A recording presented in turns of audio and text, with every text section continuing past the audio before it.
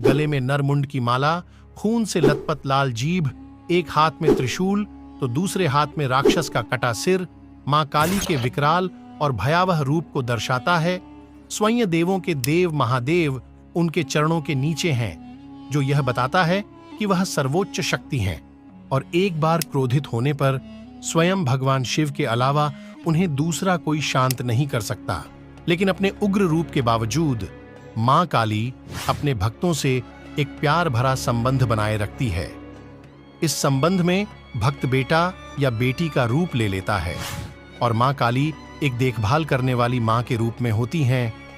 आइए जानते हैं कि देवी काली की उत्पत्ति कैसे हुई और वो इतनी शक्तिशाली देवी क्यों मानी जाती हैं। मां काली की उत्पत्ति कैसे और क्यों हुई। समस्त देवी देवताओं में काली एक अत्यंत उग्र रूप है।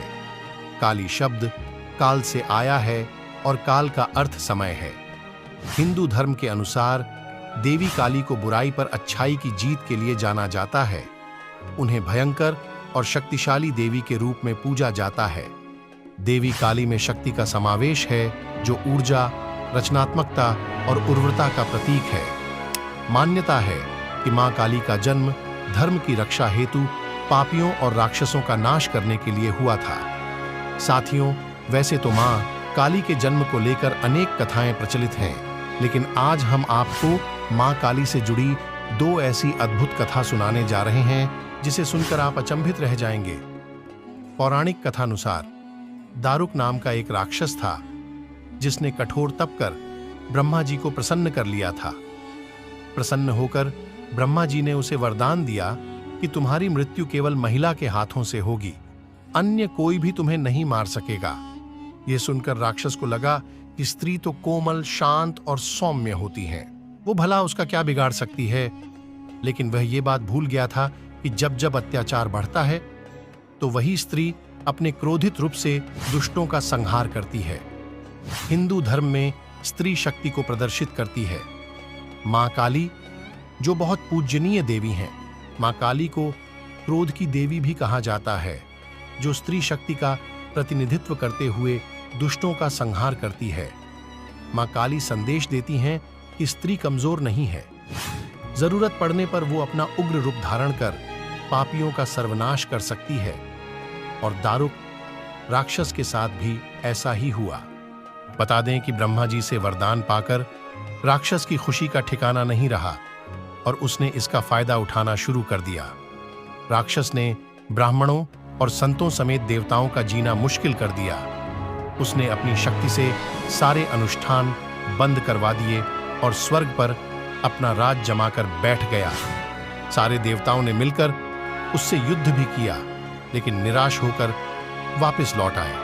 तब ब्रह्मा जी ने बताया, ये राक्षस सिर्फ किसी स्त्री के हाथों ही मारा जाएगा। तब सभी देवतागण मदद के लिए भगवान शिव के पास गए और उन्होंने दारुक के बारे में बताया। इस समस्या के समाधान के लिए महादेव ने जगत जननी मां पार्वती की तरफ देखा और कहा, हे कल्याणी, जगत के हित के लिए और उस दारुक दैत्य के लिए मैं तुमसे प्रार्थना करता हूं। ये सुनकर माता पार्वती मुस्कुराई और उन्होंने अपना एक अंश भगवान भोलेनाथ में प्रवेश करवा दिया। मां भगवती का वो अंश भगवान शिव के गले से अवतरित हुआ। भोलेनाथ ने तभी अपना तीसरा नेत्र खोला, जिससे एक भयंकर विकराल रूपी काले रंग की देवी का जन्म हुआ, जिन्हें काली माता कहा गया। मां के इस रौद्र रूप को देखकर देवता व राक्षस वहां से भागने लगे। मां का ये रूप इतना भयंकर था कि कोई भी उनके सामने टिक न पाया और इस तरह मां काली ने राक्षसों का अंत किया। महिषासुर, धूम्रविलोन, शुंभ निशुंभ आदि ये सभी दैत्य थे, जिनके वध के लिए मां दुर्गा ने अलग अलग अवतार लिए। लेकिन इन सभी दैत्यों में रक्तबीज सबसे बलशाली दैत्य था, जिसका वध करना देवताओं के लिए भी आसान नहीं था। आपको बता दें कि रक्त का अर्थ लाल या खून से है और बीज का अर्थ जीव से है। इस तरह रक्तबीज का अर्थ है खून से उत्पन्न होने वाला एक नया जीव। रक्तबीज के बारे में यह कथा प्रचलित है कि उसने अपने कठोर तप से शिवजी को प्रसन्न कर उनसे वरदान प्राप्त किया था कि जहां जहां उसके रक्त की बूंदें गिरेंगी, उससे उसी की तरह एक नया रक्त बीज पैदा हो जाएगा। रक्त बीज को अपने इस गुण पर बहुत अभिमान था, इसलिए उसने अपनी शक्तियों का गलत इस्तेमाल करना शुरू कर दिया। फिर एक दिन घमंड में चूर रक्त बीज ने देवताओं को युद्ध के लिए ललकारा। समस्त देवता रक्त बीज से लड़ी डींचने के लिए आ तो गए, लेकिन जहां भी रक्त बीज का रक्त गिरता वहां से एक और रक्त बीज पैदा हो जाता। इसका परिणाम यह हुआ कि बहुत सारे रक्त बीज पैदा हो गए, जिन्हें हराने का कोई रास्ता देवताओं को नजर नहीं आ रहा था। तब घबराकर सभी देवता मां दुर्गा के पास पहुंचे और अपने प्राणों की भीख मांगने लगे। मां दुर्गा ने रक्त बीज के वध के लिए काली का रूप धारण कर लिया। जब महाकाली देवताओं की मदद के लिए युद्ध भूमि पहुंची तो उन्होंने वहां अपनी जीभ को लंबा कर लिया। अब जहां भी रक्त बीज का रक्त गिरता, मां काली उसे पी जाती। मां काली ने रक्त बीज के खून की एक भी बूंद को धरती पर नहीं गिरने दिया। इस तरह काली माता ने उसके शरीर का सारा रक्त पी लिया। इस तरह रक्त बीज का अंत तो हो गया, लेकिन रक्त बीज को समाप्त करते हुए मां इतनी क्रोधित हो गईं कि उनको शांत करना मुश्किल हो गया था। काली मां का यह रूप विनाशकारी हो सकता था, इसलिए सभी देवता एक बार फिर भगवान शिव के पास गए और उनसे निवेदन किया कि हे महादेव, आप ही मां का क्रोध शांत कर सकते हैं। लेकिन मां काली के क्रोध को शांत करना भगवान शिव के लिए भी आसान नहीं था। तब भगवान शिव काली मां के मार्ग में लेट गए। क्रोधित मां काली ने जैसे ही भगवान शिव के ऊपर पांव रखा तो वो झिझक कर ठहर गईं और उनका गुस्सा शांत हो गया। इस तरह भगवान शिव ने देवताओं की मदद की और मां काली के गुस्से को भी शांत किया, जो सृष्टि के लिए भयानक हो सकता था। मां काली का स्वरूप कैसा है, आपने कई तस्वीरों में देखा होगा, जहां मां काली भगवान शिव की छाती पर एक पैर के साथ युद्ध के मैदान में खड़ी हैं। उनकी जीभ भगवान शिव की छाती पर पैर रखने के लिए अचरज में पड़ गई। उनका रंग काला व नीला है और उनके चेहरे के भाव क्रूर हैं। आपको बता दें कि मां काली का रूप सभी देवियों में से सबसे कट्टर माना जाता है।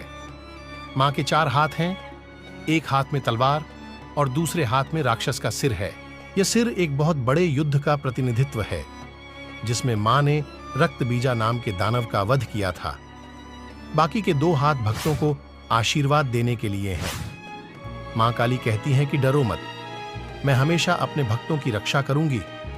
मां काली के पास कान की बाली के लिए 2 मृत सिर है और गले में 50 खोपड़ी का एक हार। साथ ही दानव के हाथों से बना एक वस्त्र है, जिसे मां ने धारण कर रखा है। उनकी जीभ उनके मुंह से बाहर रहती है और रक्त से सनी रहती है। मां काली की आंखें गुस्से से लाल रहती हैं और उनके चेहरे समेत शरीर पर खून लगा रहता है। देवी का मुखमंडल 3 बड़ी-बड़ी भयंकर नेत्रों से युक्त है, जो सूर्य, चंद्रमा व अग्नि का प्रतीक है। इनके ललाट पर अमृत के समान चंद्रमा स्थापित हैं। काले घनघोर बादलों के समान बिखरे केशों के कारण देवी अत्यंत भयंकर प्रतीत होती हैं। इस तरह देवी काली शक्ति का दिव्य रूप है। देवी काली को भयानक देवी माना जाता है, जो सर्वोच्च दैवीय शक्ति से अवतरित हुई है। काली मां हिंदू धर्म की एक प्रमुख देवी हैं। मां काली की महता भगवती दुर्गा की 10 महाविद्याओं में से एक है महाकाली। मां का यह रौद्र रूप जो नाश करने वाला है, यह रूप सिर्फ उनके लिए है जो दानवीय प्रकृति के हैं, जिनमें कोई दया भाव नहीं है। यह रूप बुराई से अच्छाई को जीत दिलवाने वाला है, अर्थात मां काली अच्छे मनुष्यों को शुभ फल देती हैं और बुरे लोगों को दंड देकर सच्चाई की जीत का प्रतिनिधित्व करती है। देवी काली अपनी मजबूत विशेषताओं को ध्यान में रखते हुए महिला गतिशीलता का प्रतीक है। इन्हें अक्सर इंसान के अहंकार को मारने वाली मां का स्वरूप समझा जाता है। देवी काली मृत्यु की भी देवी मानी जाती है। यह एकमात्र ऐसी शक्ति है जिनसे स्वयं काल भी भय खाता है।